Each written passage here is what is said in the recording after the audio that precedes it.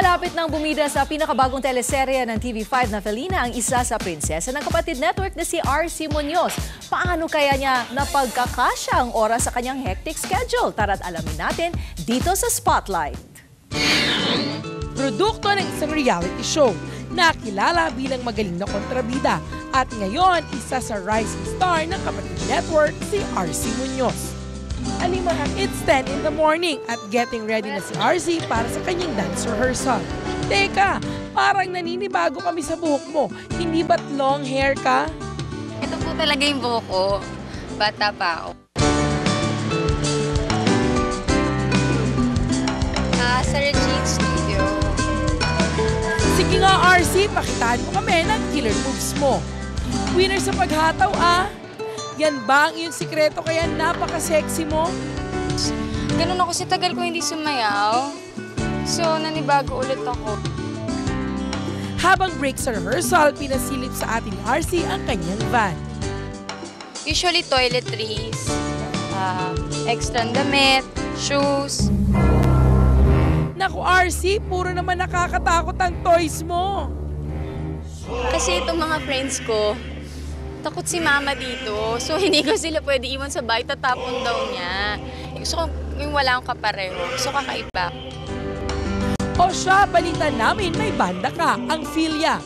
Pwede mo ba kaming bigyan ng sample? They're falling forever to see the face that would give light. Dahil ba sa hilig mo sa pagkanta, kaya karamihan ng mga naniling sa'yo, mga musikero rin gaya ng ex mo na si Papa Kian. Happy na yun. Happy na yung si Kian. Okay kami nun. Dahil busy sa work, napilitan si RC na tumigil sa pagiging theater arts student sa University of the Philippines. Miss ko everything about my school. Mag-aalas 3 na nang kumain ng lunch si RC. Ang kanyang favorite, salad. As much as possible, iniiwasan ko muna. Pero pag masarap yung ulam, magkakanin talaga ako. Pagkatapos kumain, nag-unwind muna si RC. Ang trip niya ang sumakay sa motor.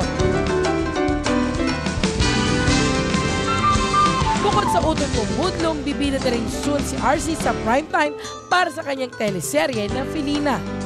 Siyempre, I'm really excited and grateful siyempre sa aking network na ako yung napili nilang gumanap bilang Felina. Next destination ni RC, isang dance studio pa rin. Teka RC, how true na dream mo raw sumali sa beauty pageant? But if it's not gonna be next year, it's gonna be never. Habang naka-break ka, pasilip naman ang laman ng bag mo. Siyempre, wallet, shades, eye touch. After a long day, it's time to say goodbye. Sana nag-enjoy kayo sa pagsama sa akin today. A whole day of rehearsal and a whole day of fun. Kasi ako nag-enjoy ako, nakasama ko kayo. Bye-bye!